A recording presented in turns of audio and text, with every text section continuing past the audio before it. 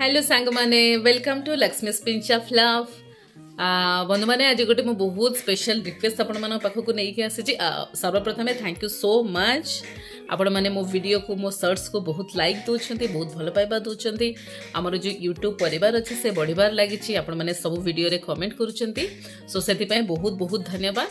बंधु मैंने एक्चुअली जदि आपण मैंने चाहते कि आम मैंने आहरी एमती वीडियो बनाओ मत मोटिवेशन मिलू आम मैंने आहरी उत्साहित हो तो गोटे छोट रिक्वेस्ट अच्छे आपण मानक प्लीज प्लीज प्लीज आम वीडियो को लाइक करेंगे कमेंट करेंगे और सबुठ स्पेशल आपण मैंने सब्सक्राइब करके बेल आइकन दबाइबे ताकि आपण मानक पाखर आमर जो सबू नुआ नुआ वीडियोज अच्छे आपण मानक पाखे पहुँच पार आपंकर गोटे सब्सक्राइब आमक आउ गोटे स्टेप आगे नापी मोटिवेट कर उत्साहित कर सो मु आशा करे आपण मैंने निहाती भाव मो रिक्वेस्ट को रखिए थैंक यू चलतु देखा आज वीडियो चुना माछरे आमे लुण हल्दी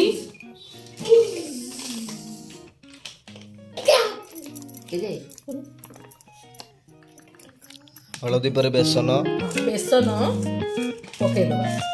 ये आमे बनैया चुना माछर भजा चुना माछ पकई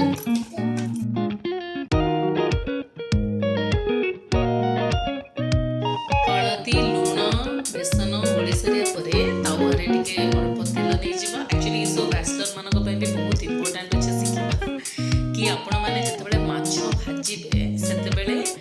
माने खोला जमी चौड़िया जगह जमी चुना माछ पे मु तावा नहीं तावे पूरा सोरिष तेल पकईकि चुना माछ को गोटा गोटा कर पकईदबा चुना माछ भांगिले भल लगनी तेणु बेसन अच्छी तो चुना माछ को आपण मैंने दीपट साइड रे भल भाव माने हल्का करी उल्ड पार करके भल भाव जमी तार नाली पड़ो दीपट साइड आ बेसन अच्छे तो जल्दी आपन नाली पड़ तो सोरिष तेल रे आपण मैंने भाजिकी खाइबे आ पखाल तो आमर जानी सोल फूड और पखाल सहित ये तो मजेदार अच्छी तथापि आपण मानक गरम सहित भी खाई पारे खाली रे भी खाई पारे आम तो आज को खाइबा माने खाली रे खाइबार प्लान रे आनिछु आ मो झियो भी माने खाया पे चाहूँ नुआ नुआ एक्चुअली से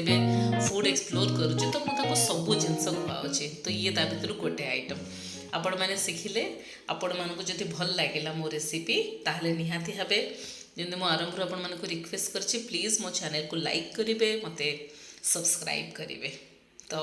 आपण मानक भाई सेमती नुआ नुआ खाइबा हम सब बड़े लेके आसुथेबो थैंक यू सो मच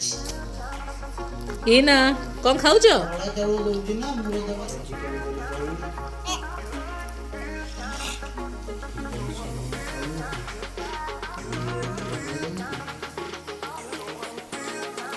इना कौन खाऊ